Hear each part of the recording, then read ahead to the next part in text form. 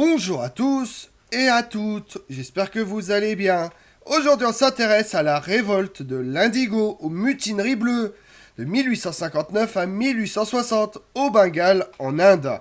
Les cultivateurs d'indigo se mettent en grève pour protester contre les conditions de travail et les salaires. La violence qui s'ensuit visait les propriétaires des plantations européennes qui les exploitaient. Mais la cause fut pendant et après reprise par les libéraux indiens anticolonialistes avec l'exemple de la nécessité pour l'indépendance de l'Inde. Vous voulez en savoir plus sur la révolte de l'Indigo? Venez avec moi. Au Moyen-Âge, l'Inde était connue pour ses textiles en coton. Au milieu du XVIe siècle, le Gujarat, dans le nord-ouest de l'Inde, était une source importante d'indigo. La teinture bleu-violet profond utilisée pour colorer le coton et d'autres matières. L'indigo était très demandé par les sociétés commerciales européennes, notamment la Compagnie britannique des Indes orientales, qui tirait de gros profits de son exportation.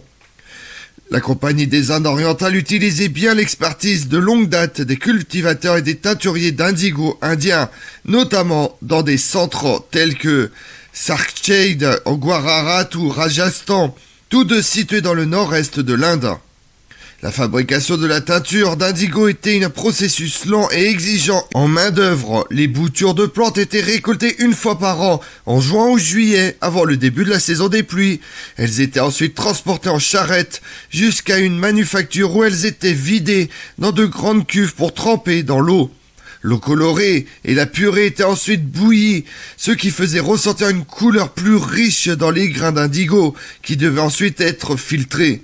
Les grains étaient ensuite pressés en galettes sèches, qui étaient à leur tour pressés dans des tonneaux où, alternativement, la masse était coupée en cubes et emballée dans des coffres prêts pour le transport.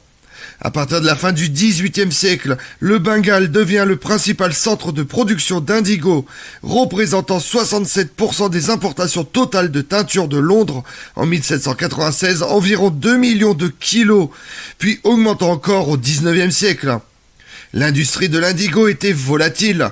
L'excès ou le manque de pluie affectait grandement la quantité et la qualité de la teinture produite chaque année, et lors des années de prospérité, la surproduction entraînait une chute des prix. Néanmoins, pour l'investisseur à long terme, l'indigo pouvait être une industrie très lucrative. Malheureusement, la spéculation financière entraînait une telle culture avec un potentiel de grain important, était une autre source d'instabilité. Les propriétaires de plantations d'indigo, dont beaucoup avaient l'expérience de la gestion des plantations dans les Antilles, étaient l'une des rares catégories de colons que la Compagnie des Indes orientales autorisait sur son territoire en Inde. En effet, les terres agricoles étaient déjà densément peuplées, mais l'indigo était un commerce si lucratif que les investisseurs en indigo devinrent une exception. Malgré tout, contrairement au système de plantation observé, par exemple dans les Antilles, les propriétaires de plantations d'indigo dans l'Inde, contrôlés par la Compagnie des Indes orientales, ne pouvaient pas posséder leurs propres terres. La plupart des propriétaires de plantations d'indigo ne faisaient que louer les terres sur lesquelles se retrouvaient leurs cultures et leurs installations de production. Après 1837 et l'assouplissement des règles de la Compagnie des Indes orientales, certains propriétaires de plantations commencent à acheter ou à affirmer des terres. Le propriétaire de la plantation permettait que des parcelles de la terre qu'il louait lui-même soient cultivées pour l'indigo par des paysans locaux connus dans ce cas sous le nom de riots. Ces petits cultivateurs d'indigo qui surveillaient et fournissaient la récolte lorsque la saison de production arrivait ne payaient pas de loyer aux propriétaires mais recevaient des fonds pour les dépenser dans l'investissement pour cultiver la plante. En échange de cet investissement, le cultivateur s'engageait à vendre aux propriétaires de la plantation une certaine quantité d'indigo à un certain prix à une date ultérieure. Ce système était particulièrement sujet aux problèmes de volatilité du marché mentionnés ci-dessus, et cela signifiait que les relations n'étaient pas particulièrement bonnes entre les propriétaires et les cultivateurs. L'historien D. Gilmour décrit ces relations industrielles comme les pires de l'Inde. Vivant généralement dans des fermes isolées, il n'y avait qu'environ 200 propriétaires de plantations européens en Inde. Ils formaient une race à part, vivant dans d'immenses pavillons et menant une vie aisée en dehors des périodes de récolte. Ils jouaient au polo, chassaient le sanglier, élevaient des éléphants, buvaient fréquemment à toute heure de la journée, sauf pendant la sieste. En effet, il n'était pas rare de parcourir des kilomètres à cheval pour rejoindre un autre planteur ou une zone urbaine pour l'une des nombreuses fêtes qui égayaient la saison hivernale. Le magistrat en visite, Gérard Ritchie, donne le résumé suivant de leur caractère général. Des colons rudes, audacieux et pratiques, de grands héros à leurs propres yeux, avec une note désagréable d'affirmation de soi et de bravade excessif. L'écrivain voyageur Emma Roberts, 1791-1840, donne un aperçu similaire, notant la grandeur barbare dans laquelle ses propriétaires vivaient loin de chez eux. Les problèmes de l'industrie de l'indigo commencent au milieu du 19e siècle lorsque l'effondrement économique mondial fait chuter les prix. Pour récupérer l'argent perdu sur les contrats, les petits cultivateurs d'indigo furent contraints de produire de la teinture comme ils l'avaient toujours fait, mais à 30-50% du prix du marché. En outre, les intermédiaires qui percevaient les revenus des contrats au nom des propriétaires demandaient souvent leur propre part, ce qui augmentait encore les coûts financiers pour les cultivateurs. Les cultivateurs qui résistaient au contrôle des prix subissaient des intimidations, des coups et même l'expulsion de la plantation. Il y eut également des accusations de meurtre. Les cultivateurs n'étaient pas non plus autorisés à cultiver des produits alimentaires plus lucratifs, comme le riz, car ceux-ci n'avaient pas de valeur que localement et ne pouvaient pas être exportés à profit de l'Europe. Souvent, il n'y avait aucun recours juridique, car les propriétaires des plantations européennes savaient très bien qu'ils ne craignaient rien des tribunaux locaux et les magistrats coloniaux allaient rarement au-delà de l'imposition d'amendes dérisoires et d'un avertissement pour ne plus maltraiter leurs travailleurs à l'avenir. Un autre problème était que de nombreux propriétaires de plantations avaient gagné tellement d'argent qu'ils s'étaient déjà retirés en Grande-Bretagne. Mais pour maintenir leurs sources de revenus, ils avaient engagé des directeurs de domaines généralement choisis spécifiquement pour leur attitude intolérante et leur style de gestion dur et intimidant.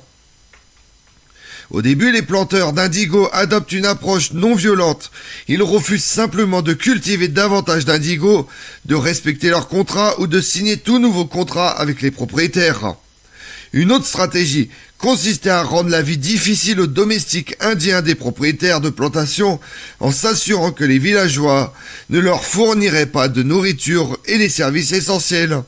Certains propriétaires ont réagi en poursuivant les cultivateurs pour rupture de contrat ou en envoyant des gardes armés pour contraindre les cultivateurs, mais cela ne se terminait généralement que par des affrontements violents où même les femmes étaient impliquées. Les tensions atteignent un tel degré de fièvre qu'une explosion de violence se produit en avril 1860. Les cultivateurs s'organisent en groupes armés ou payant d'autres personnes pour se battre pour eux. Au cours de ces émeutes, les cultures d'indigo furent détruites, les bâtiments des plantations incendiés, les propriétaires des plantations eux-mêmes furent attaqués et des membres de leur personnel tués. Les émeutes n'étaient pas coordonnées. Pour ces raisons, certaines régions connurent peu de violence, alors que dans d'autres étaient ravagées. Ils espéraient une escalade comme la mutinerie des Sipais en 1858, également au Bengale. Lorsque des soldats indiens, mécontents de la Compagnie des Indes orientales, s'étaient soulevés de colère et avaient ensuite rejoints par des personnes de toutes classes et certains dirigeants des États princiers indiens. Les autorités finissent par réprimer les émeutes et une commission d'enquête sur l'indigo fut créée pour enquêter sur les défaillances de l'industrie. Les Bengalis ne furent pas oubliés. Dina Bendou Mitra, 1830-1873, un maître de poste et inspecteur des chemins de fer bengalais, écrit en 1860 une pièce de théâtre basée sur la mutinerie bleue. Cette pièce connut un grand succès et fut considérée comme l'une des œuvres les plus anciennes et les plus importantes du théâtre bengali. La pièce fut traduite en anglais par James Long, un missionnaire irlandais, mais celui-ci fut emprisonné pendant 1 mois, les autorités affirmant qu'il avait calomnié les propriétaires de plantations d'indigo. En 1860, l'acte Indigo fut adopté et il est désormais illégal pour les propriétaires de plantations britanniques d'obliger les locataires de leurs terres à cultiver l'indigo. D'autre part, en 1866, une nouvelle loi sur les contrats fut élaborée pour couvrir le refus d'exécution de contrats tels que ceux constatés par l'indigo. Une décennie plus tard, d'autres émeutes inspirées par l'indigo eurent lieu notamment dans l'état de Bihar, dans la moyenne vallée du Gange. Les travailleurs de l'indigo semblaient destinés à des conditions de travail qui ne s'amélioreraient jamais. En 1917, le leader du mouvement pour l'indépendance de l'Inde, Gandhi, 1869-1948, met en lumière la situation critique des travailleurs de l'indigo en menant l'une de ses campagnes non violentes de désobéissance civile dans le Bihar. En réponse à la situation critique des cultivateurs d'indigo, à l'époque, l'industrie de l'indigo était déjà gravement menacée.